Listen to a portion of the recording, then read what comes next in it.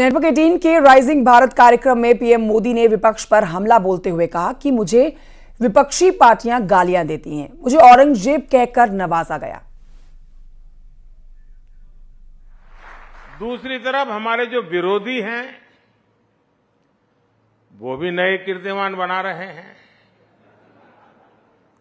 आज ही उन्होंने मोदी को 104वीं गाली दी है।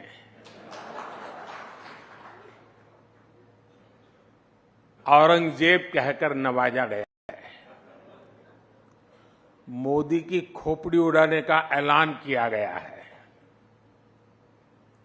इन सब पॉजिटिव नेगेटिव बातों के बीच दुनिया का सबसे बड़ा इलेक्शन जारी है। प्रधानमंत्री नरेंद्र मोदी ने अपने ऊपर हो रहे विपक्ष के हमले और गालियों का जवाब देते हुए कहा कि गालियों से कोई फर्क नहीं पड़ता, गरीबों के लिए काम हो रहा है। आज हमारी सरकार उसी गरीब को उसके खाते का पूरा राशन मुफ्त दे रहा है। आज वो गरीब जब मुझे आशीर्वाद देता है तो विपक्ष के मन में गालियां फूटती हैं।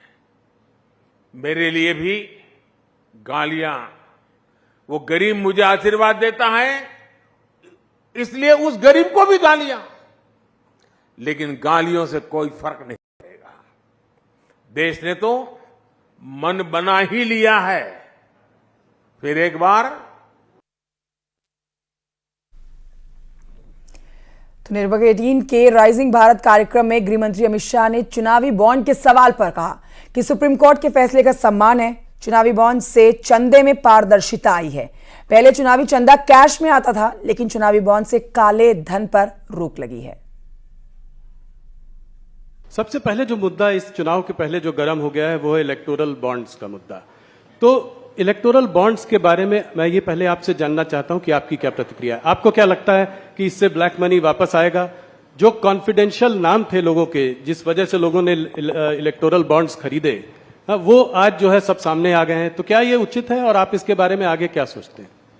देखिए, भारत की सुप्रीम कोर्ट जो भी फैसला सुनाती है, देश के सभी नागरिक इससे बंधे हुए हैं। हम एक संवैधानिक व्यवस्था में रहे।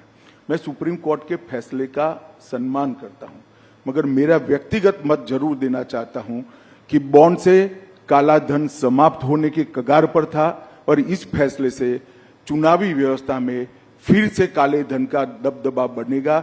इसीलिए राहुल जी के नेतृत्व में पूरा इंडिया अलायंस बॉन्ड के खिलाफ था और वो चाहते थे कि पहले की तरह जो कट मनी आता था वो कट मनी फिर से एक बार राजनीति पर हावी हो।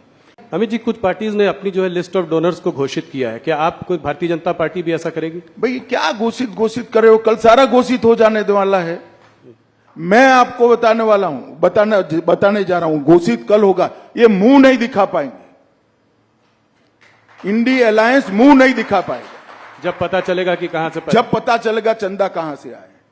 ये समझे बगैर कुछ लॉयरों के दिए हुए चिट पढ़कर भाषण करते हैं राहुल गांधी। उनको मालूम नहीं है कि उन्होंने अपने पैर पर कुल्हाड़ी मारी। और आइए आगे बढ़ते हैं, आपको बताते हैं रामपुर के डूंगरपुर बस्ती खाली कराने के तीसरे केस में फैसला आज आने वाला है। इस केस में आजम खां समेत 8 लोग आरोपी हैं। घर में घुसकर मारपीट और डकैती का आरोप है। 2 मामलों में फैसला आ चुका है। अब आज तीसरे मामले पर फैसला आ रहा है। डूंगरपुर घटना में कुल 12 केस दर्ज हैं।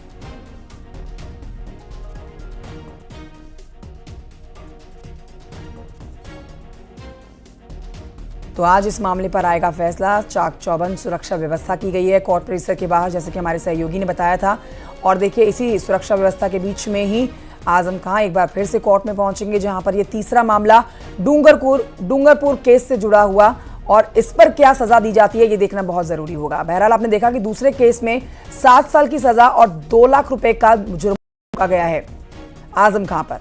कुल मिलाकर 4 लोगों को दोषी करार दिया गया, 3 लोग बरी कर दिए गए, 7 लोग दूसरे मामले में आरोपी थे। अब ऐसे में आज ये तीसरा केस है, इस पर क्या सजा होती है ये जानना बेहद जरूरी होगा।